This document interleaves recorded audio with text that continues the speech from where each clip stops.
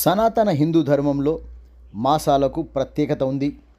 దైవాన్ని కొలవడం అంటే ఎంతో భక్తి ప్రపత్తులతో, నిష్ఠతో, శుచిశుభ్రతతో దైవ ప్రార్థనలు గుడిలో ఇంట్లో చేసుకునేటటువంటి పరిస్థితులు సనాతన ధర్మంలో అలవాటుగా ఉంది. ధనుర్మాసం ప్రత్యేకత నెల రోజుల పాటు దైవనామాన్ని స్మరించడం, అష్టగంధం పరిమళాలతో, పూలమాలలతో, పండ్లతో, నెయ్యితో చేసిన నైవేద్యం, దీపాలతో, కీర్తనలతో, భక్తిభావంతో, ప్రాతకాలం నామస్మరణతో దేవాలయం కలకలలాడుతూ భక్తులతో నిండిపోతూ ఉంటుంది. మంగళకరమైన కీర్తనలతో భక్తిభావం నిండిపోయి సైదాబాద్ కాలనీలోని శ్రీ సీతారామచంద్ర స్వామి ఆలయం శోభాయమానంగా విరాజిల్లుతూ ధనుర్మాస ఉత్సవాల్లో భక్తులు పూజల్లో పాల్గొని శ్రీనివాసాచార్యులు ప్రవచనం, వేద పండితులు భగవంతుని లీలలు భక్తులను భక్తిభావంలో ఊయలూగుతున్నటువంటి పరిస్థితి అక్కడ కనిపిస్తుంది. ధనుర్మాసంలో 19వ రోజు దీపోత్సవ కార్యక్రమం ఘనంగా జరిగింది. 108 మంది భక్తులు పూజలో పాల్గొంటూ 108 హారతులు ఒకేసారి ఇవ్వడం, దేవాలయం వెలుపల దేవదేవుడైన శ్రీకృష్ణుని విగ్రహం ముందర 108 దీపాలను సుందరంగా అలంకరించినటువంటి పరిస్థితి, భక్తులు ఎంతో శ్రద్ధతో పూజించినటువంటి పూజ అక్కడ కనిపిస్తుంది. వెలిగించినటువంటి దీపాలు, పూజలు చేసిన భక్తులు తమ శక్తి మేర భక్తులు కీర్తనలను దేవుని సన్నిధిలో పాడి వినిపించారు.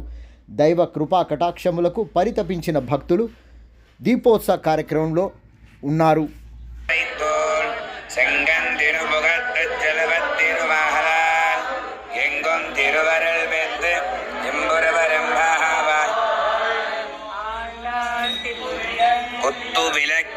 கோட்டுக்கால் கட்டில் மேல் மெத்தன்ன பஞ்சசயனத்தின் மேலேறி கொத்தலர் பூங்குழல் நப்பின்னை கொங்கை மேல் வைத்து கிடந்த மலர் மார்பாய் வாய் திறவாய் மை தளன்கள் நினானி ஒன்மனாலனை எத்தனை போதும் துயரவட்டாய எத்தனை ஏதும் பிறவாற்ற இல்லாயால் தத்துவமன்ற தகவேலூர்